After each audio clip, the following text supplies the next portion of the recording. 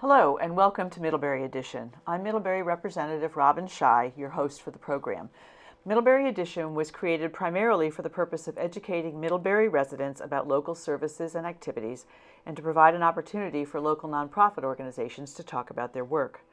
Today's guest is Elise Shanbacker, Executive Director of the Addison County Community Trust, or ACCT. ACCT was created in 1989 by a broad base of community leaders as part of a statewide effort to address housing costs that were rising much faster than wages, which I might say seems to be the case today as well. According to their website, ACCT's initial transactions were single-family home purchases, which were resold at a reduced price to make them more affordable, as well as land conservation. And by 2001, it had preserved more than 6,000 acres of land, including working family farms, natural areas such as Snake Mountain, and access areas for rivers. ACCT continues to purchase and build affordable homes, currently stewarding over 700 units of permanently affordable housing. We all know that there's a housing crisis, not only in Addison County, but throughout the state and elsewhere. We can't build housing fast enough, and there are challenges involved in building in the first place. So we have lots to talk about today. Welcome, Elise. Thanks, Robin. Yeah, it's great to have you here. In fact, I've had requests to have you on the show, so I'm really especially glad you could be here today. So, Elise, as I've said, ACCT manages over 700 housing units around the county. That's a lot of property to oversee. So where are they located and what types of housing are they? Sure thing. Well, we still offer that single-family shared equity program that goes back all the way to our founding. We no longer do land conservation. We transferred all of those easements to the Vermont Land Trust. So today our focus is entirely on affordable housing. We have about 75 homes in that shared equity program today. We also have, I believe the current number is 334 permanently affordable apartments. So a big focus that we have today is on developing multifamily apartments. And then we also own 9 of the county's 14 mobile home parks that encompass 340 of the 380 home sites in the county. So we have one of the largest mobile home park portfolios in the state that's providing a very affordable form of homeownership for low and moderate income households. The mobile home parks are in Starksboro, Bristol, Middlebury, Vergennes, and Moncton. The single family homes are everywhere from, actually we have one outlier down in Benson, again all the way up to Starksboro, and I think 14 of the 18 towns in between. And then our apartments are primarily concentrated in Middlebury and Vergennes, about 150 apartments in each town. And then we do have a building in Bristol, and our next project will actually be in Bristol. So we're looking to add apartments in Bristol. Great. And we'll talk about that a little later in the program, I think. That'll be great. You said that ACCT oversees 9 of the 14 mobile home parks. And are the other ones privately owned, or are they nonprofit based also? Or? They tend to be privately owned, and they tend to be smaller, obviously, with 5 parks and only 40 units. And that was at last count. I think one in Leicester might have closed. So we're trying to preserve the mobile home parks and that form of housing for people. Well, it's nice that you have a variety of options for people because people have a variety of needs. Exactly. So that's great. So I mentioned the affordable housing crisis in my introduction to you. And so tell me about some of the key data points that illustrate that we have this crisis. Yeah, well, one of the first data points that we look at when it comes to rental housing is we look at the vacancy rate in the market. Vacancy rate around 5% usually indicates a pretty healthy rental market where there's a good match between supply and demand. The estimate for Addison County is about 3.5% right now. I think that in the real world it's probably lower. When we did the market study for our most recent property in Vergennes Community Apartments, that market study found a rate of 0% in Vergennes. Wow. So I think it's probably not a surprise to many people that there's just very, very limited availability of apartments. We also look at housing cost burden. So when it comes to what is affordable housing? How do we even define affordable? The standard accepted definition is usually that a home is affordable if your costs are not more than 30% of your gross income. Right. A household is cost burdened if they're paying more than 30% of their income towards rent or their mortgage, etc. And they're extremely cost burdened if they're paying over half of their gross income. In Addison County, those figures are almost half of all renters are housing cost burdened, and 1 in 5 actually are extremely cost burdened, paying more than 50% of their gross income in rent. So obviously very many of our neighbors are challenged with housing affordability. Right. When it comes to home ownership, obviously we can look at how the median home price compares to median income. And also how fast each is increasing. And the average sale price in Addison County, 2015, it was under $200,000, and as of 2020, it was almost $250,000. So 25% increase in just 5 years. And was that before COVID and everybody coming to buy houses in Vermont? The 2020 number actually does reflect some of the COVID numbers. I think it's up even higher in 2021. I'm pretty sure it's around 280 now, which probably jives with people's Acct data. If you are looking for a house in Middlebury today for under $300,000, you have exactly one option that isn't under contract. And if you're purchasing a home for $300,000, you need to be earning about $80,000 a year as a household, and you also need to have almost $30,000 available for closing costs, depending on the term of your mortgage and other things. Meanwhile, median income is around $70,000 now in Addison County. So that's like a $10,000 gap just to achieve that $300,000 house, which is, they're very few and far between. Very few. I know. I look in the paper every week, and I can't imagine that anybody would sell their house unless they had a place to go. Right. Right? Because you could be really stuck, and if there's no place to go, you're not going to sell your house. So we have this sort of bottleneck of no movement, no flow. Exactly. And the same dynamic is true in the rental market, where again, using statistics, the median rent is about $1,000 a month.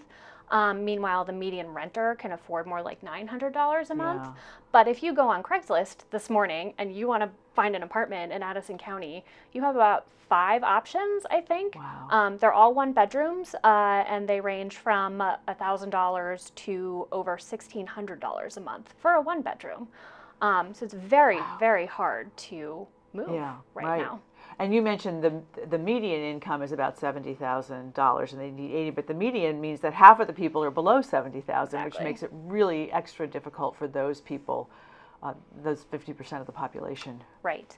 And where ACCT comes in, among our renters, for example, the median household income is between $20,000 and $25,000 a year. So we're really serving a part of the market that the private market is not. Right. Another example of that, and a big challenge in the market right now, as I mentioned, those 1 bedrooms that go up to $1,500 a month is not uncommon. I'm pretty sure that's a typical rent at the building that was built a couple years ago in near the People's United Bank in Middlebury South Village. That is more than somebody has a HUD Section 8 voucher, which people may be familiar with. HUD sets a cap on how much they're willing to pay, basically, so that if you want to rent an apartment and you have a voucher, you can't rent an apartment that's above what's called the fair market rent. And HUD sets that, I believe, for a 1 bedroom, it's under $1,000 a month. And you can't find a 1 bedroom for $1,000 a month practically in Addison County. So even when somebody gets that golden ticket of a Section 8 voucher, which is not an entitlement. I think the statistics nationally are that about 1 in 5 for people who actually qualify based on income, only 1 of them actually has a voucher. There's that much of a shortage. So even if you get that golden ticket, you can't find anywhere to go.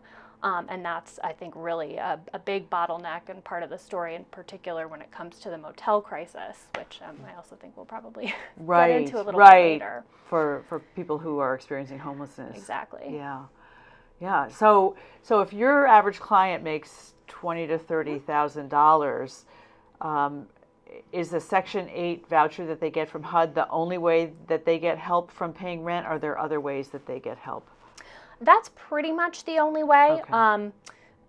It gets very complicated and technical pretty quickly in affordable housing, but basically the median rent of an ACCT apartment before any subsidy is about $850 a month, including heat, so it is affordable to that person who makes about 50 to 60% of area median income.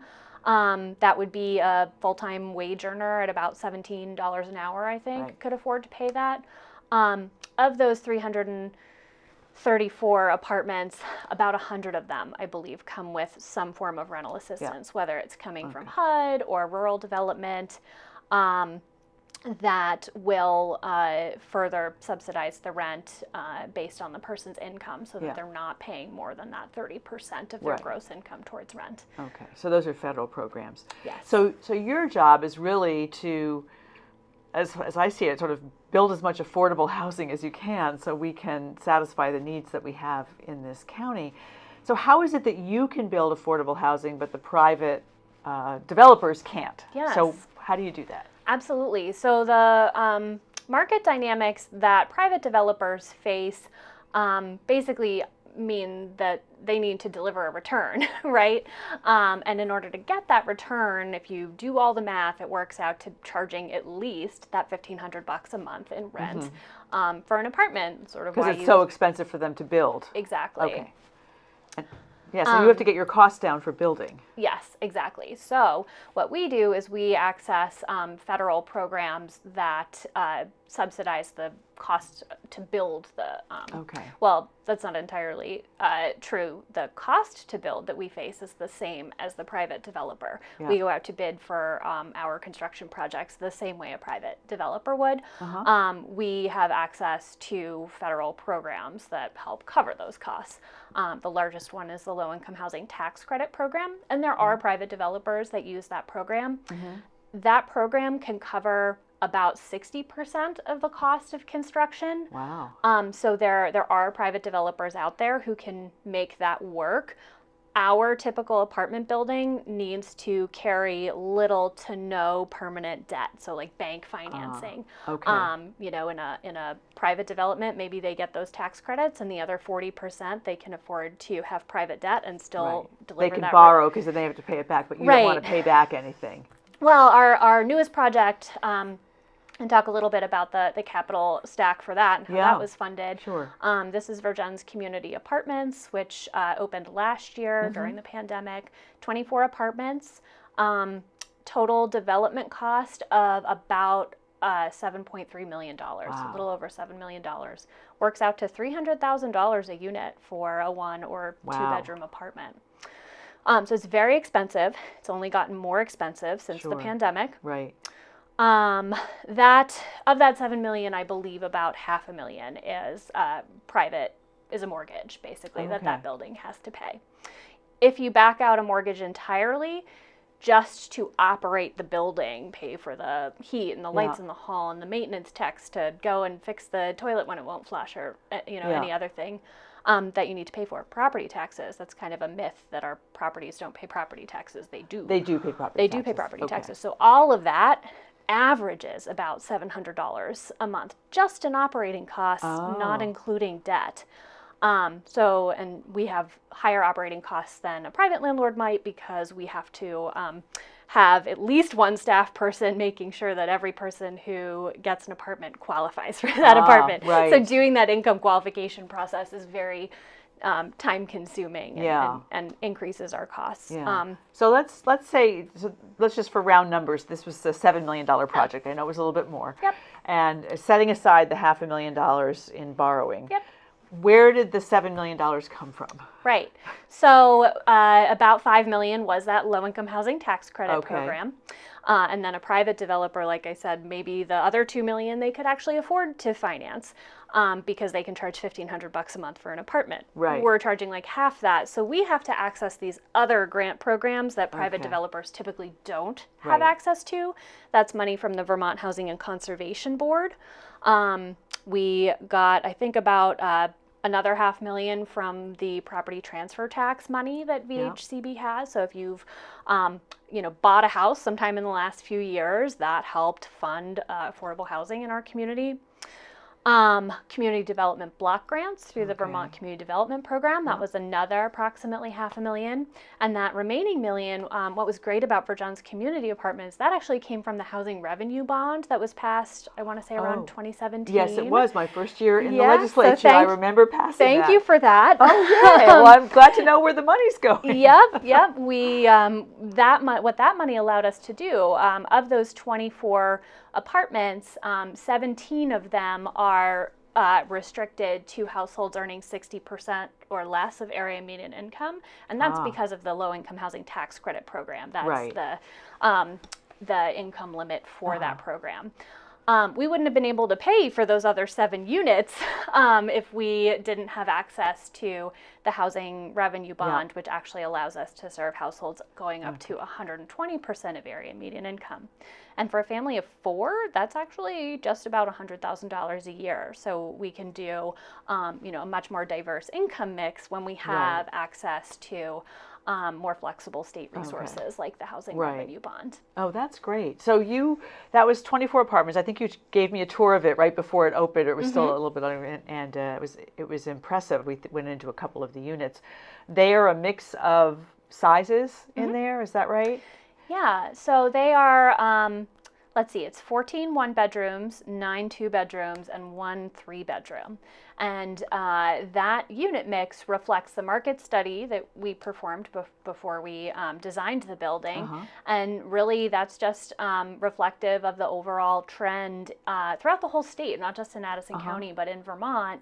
The trend, and this was also true in the 2020 census, that households, although our population overall is actually is staying pretty stable in Vermont, I think we all know that, the number of households is increasing because households are becoming smaller. So the market demand really shows that there's just a great need for one bedroom. For one bedroom. And it used to be, what, 2 bedrooms or 3 bedrooms There or used something? to be much more of a focus on 2 and 3 bedrooms. Most of our portfolio is probably still 2 bedrooms. And so does that make it harder to place people in those because there are fewer people, and there's probably not much you can do to split up a 2-bedroom? Yep. Sometimes if we have vacancies in our portfolio, I think we have 4 or 5 right now, but we had 6 at the end of September. The team leased up 2 last week, 2 this week, and planning for 2 next week. Great. So we might have had another unit or so become vacant. Sometimes there is just that mismatch between who needs a home, who's on the wait list, and what kind of unit we have available. But that usually doesn't last long. Well, that's good. And you do have a waiting list for? We do. It's over 130 households long. Is it really? Yes. And how does that play into, you had mentioned briefly the hotel and motel program for people who are experiencing homelessness. How has that been affecting you, or how have you been involved with that? Yeah, so we've been partnering a lot with John Graham Housing and Services in particular, but also the other organizations that participate in the local continuum of care, which is sort of the system set up to try to get people without houses into permanent homes. We actually, through coronavirus relief funds in 2020, we were able to create 7 additional units for people experiencing homelessness during the pandemic. But overall, it's just really increased the demand, especially because, as I mentioned earlier, we're one of the only landlords in the county that has units that a voucher can actually be used on because of the payment standard issue. Right. So we were able to get funds to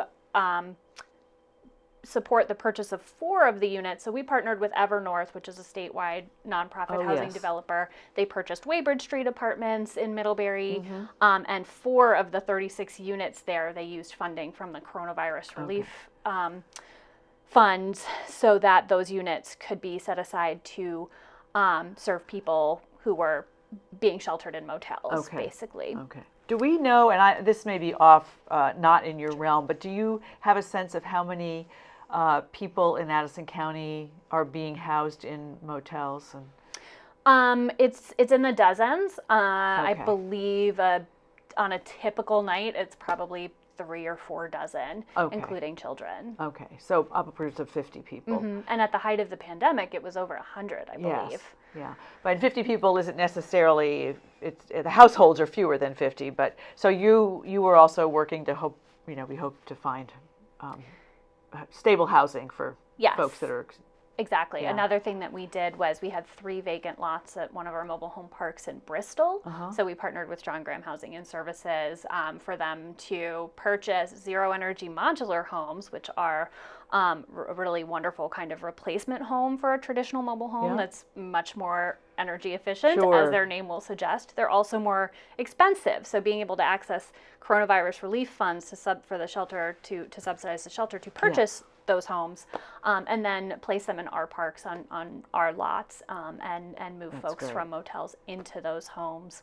And we're continuing to partner with the shelter of our next project that I briefly mentioned.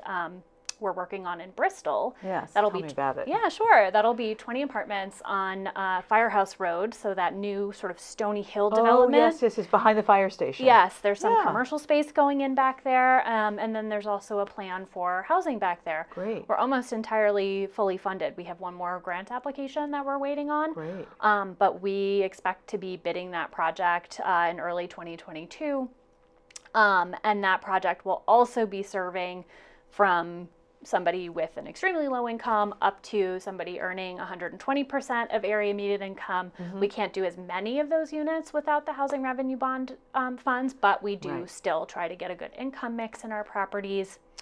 And 4 of the units will come with supportive services that are going to be provided by John Graham Housing and Services. So those units will be set aside for people in the coordinated entry system, usually receiving services from the shelter already, but not necessarily. It could be Charter House, it could be Hope, another organization like that. Right. They'll sort of have first dibs on 4 of those apartments, and then be able to continue receiving those supportive services. That can be a big challenge in affordable housing, where you have homeless service providers whose funding can really only go to people who are homeless. Right.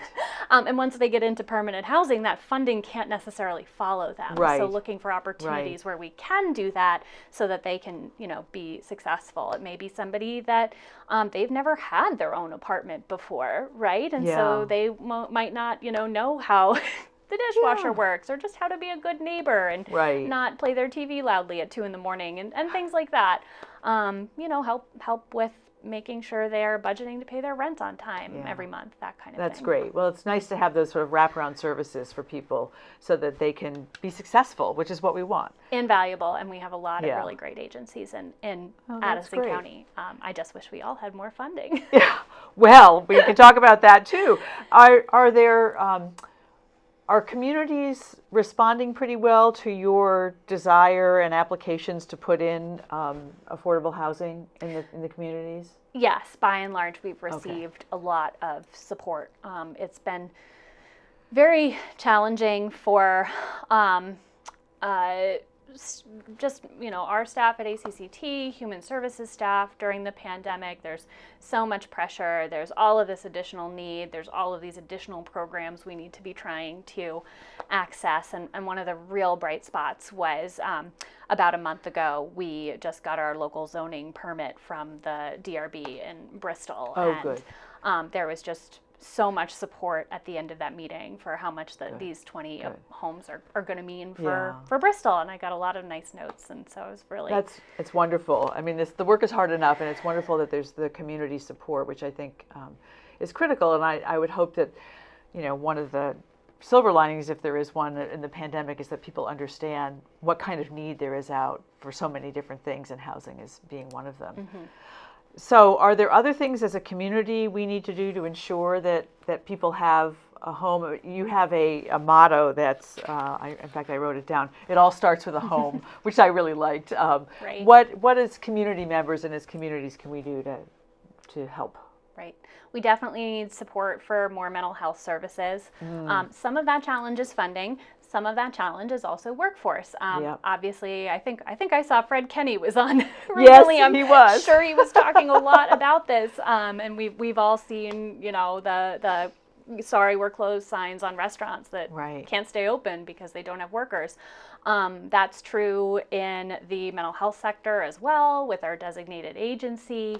And we're in a really tricky spot because one of the reasons that we can't recruit workforce is because they can't find a home. Right. There's no housing, and we can't build the housing if there aren't people to build it, and then the mental health support services to make sure that people are successful. So that's kind of, I think, the biggest challenge that we're working on right now. So support for affordable housing, not only, but also mental health services, affordable childcare. That's a big one. Yes, I know we're trying to work on that. Yeah, that's it. It's a lot. And I guess one of the, I don't know if I'd go so far as to really call it a silver lining of the pandemic, but we have seen probably the biggest increase in wages.